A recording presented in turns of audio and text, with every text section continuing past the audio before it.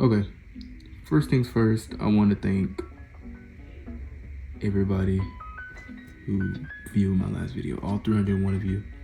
Thank you. Even the commenters who were bullying me, they were funny though, so it's whatever. They, especially like this one that called me broke, that was the funniest of them all. But thank you, because that really helps.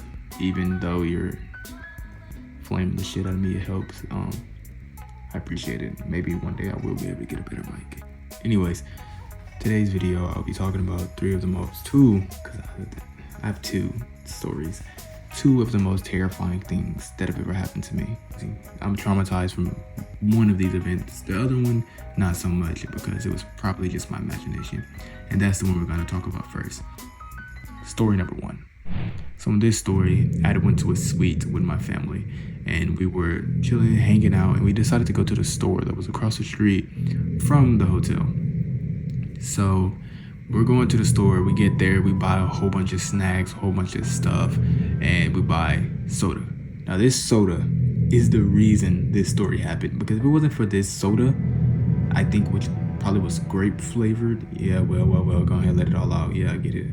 It was probably grape flavored. If it wasn't for this soda, then this story wouldn't even happen. But it did. So we walked back across the street to the suite, and we were chilling in the room. And then my brother was like, yo, this soda's kind of hot. And my mom was like, yo, you want to get some ice for us real quick?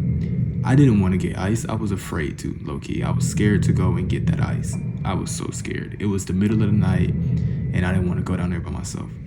But I didn't want to seem like a bitch boy. So I decided, all right, I'll go get the ice.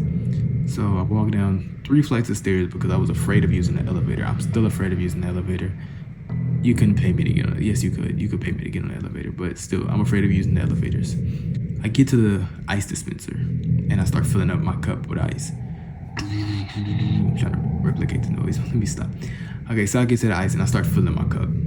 I fill up the cup, and well, I don't fill it up completely, and then I stop, and I look to my right, and I see they have the door, like the lobby door is just wide open, so anybody can come in. It's like one of those double doors, so it's like a huge space. You can just see everything out there, and that kind of creeped me out, because at the time, Slender Man was like this big thing, so everybody knew about Slender Man, and Slender Man scared me at the time. So I was like, what if Slender Man just happened to walk in this room, like walk in this hotel, and just probe me or something? So I was like, yeah, we don't want that to happen. But then I heard a footstep behind me.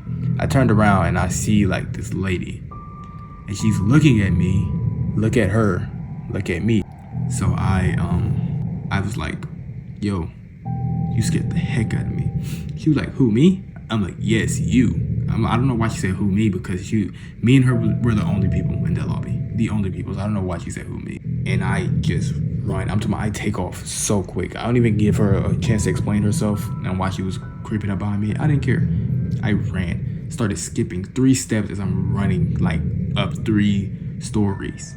I get to the top of my floor, and I'm still running. I don't care. I had unlimited energy. Screaming for my mother. Yes, like unironically screaming. But I was saying mama and not mommy.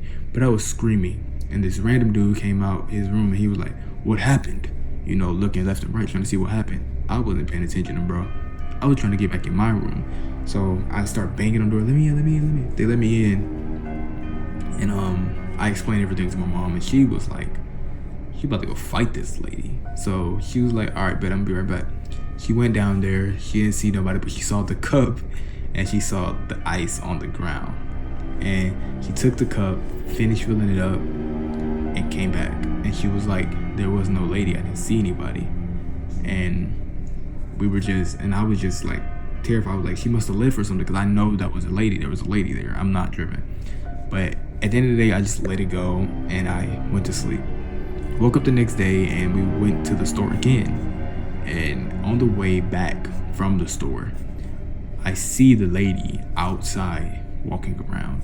And I was about to be like, yo, that's her. Apprehend her. Fight her. But I was like, you know, she's probably not even, she wouldn't even try to do anything to me. And if I just get her beat up for no reason, then that'll kind of be messed up. So I just let it go. And since then, she never messed with me. Like, she never said anything, looked at me. I didn't even see her after that.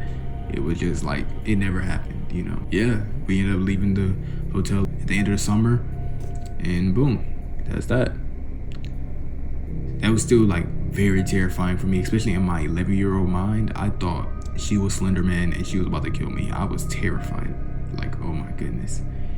This video is gonna be hell to edit. So if you like these videos and you want me to continue doing them, I would appreciate it if you show some support.